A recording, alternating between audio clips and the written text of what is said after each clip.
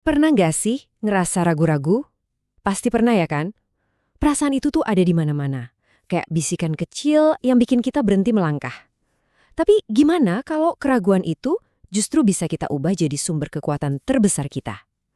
Nah, di sini kita bakal bedah tuntas caranya. Oke, coba kita pikirin bareng-bareng. Coba dia renungin sebentar. Apa sih yang sebenarnya nahan kamu buat sukses? Sering banget, jawabannya itu bukan karena kita kurang jago atau nggak ada kesempatan. Bukan. Tapi karena ada penghalang dari dalam diri kita sendiri.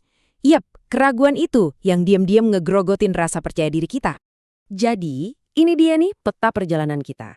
Pertama, kita bakal kenalan dulu sama yang namanya bayang-bayang keraguan. Terus kita bedah deh apa aja sih isi dari kebimbangan itu. Habis itu, kita langsung loncat ke mindset seorang juara lengkap dengan 7 langkah praktis buat menang dan kita tutup dengan satu prinsip penting, belajar bukan menyesal. Siap? Oke, kita mulai dari yang pertama ya. Kenali dulu musuh kita. Soalnya keraguan ini tuh bukan cuma perasaan biasa loh, dia itu kayak bayangan yang ngikutin potensi kita kemana-mana. Dan ternyata rasa ragu-ragu ini tuh universal banget. Saking universalnya sampai jadi bahan penelitian akademis yang serius. Coba lihat deh, ini sampul skripsi dari UIN Sunan Kalijaga. Mereka ngebahas soal keraguan dari macam-macam sudut pandang, mulai dari psikologi sampai spiritual.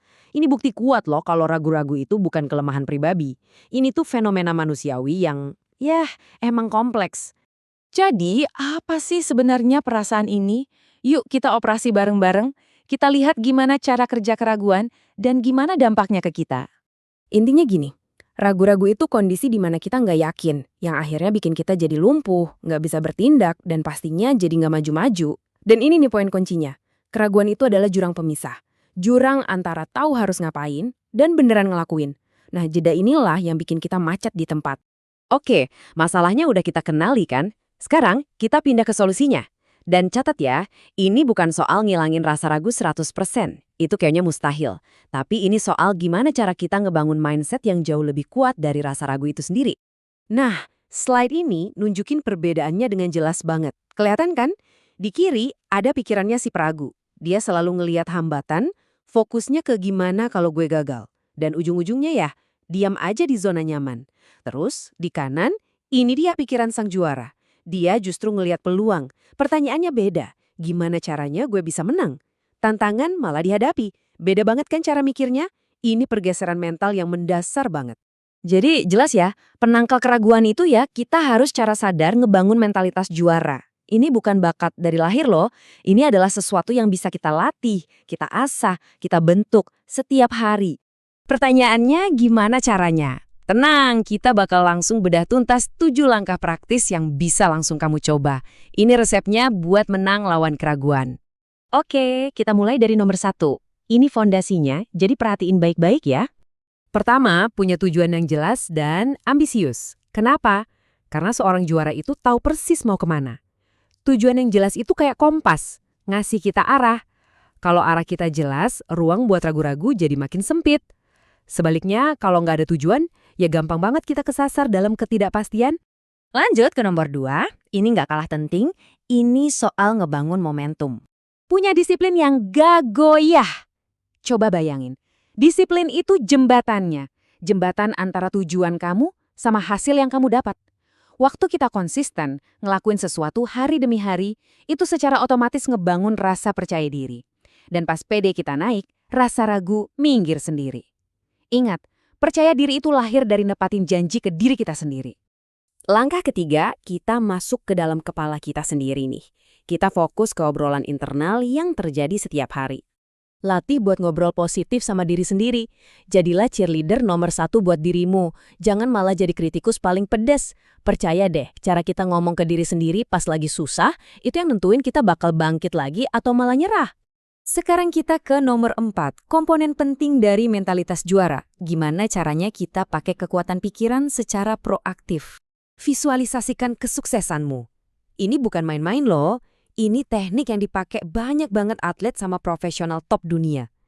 Dengan ngebayangin kita menang di dalam pikiran, kesuksesan itu jadi kerasa lebih dekat, lebih mungkin buat diraih. Ibaratnya, kita lagi nyiapin otak kita buat beneran menang. Kita lanjut ke nomor 5. Nah, yang ini ngebahas sesuatu yang pasti kita semua hadapi, kegagalan. Belajar dari gagal, jangan malah takut sama gagal. Ini perubahan cara pandang yang powerful banget. Gagal itu bukan akhir dari segalanya, anggap aja itu data. Data penting buat sukses di kemudian hari.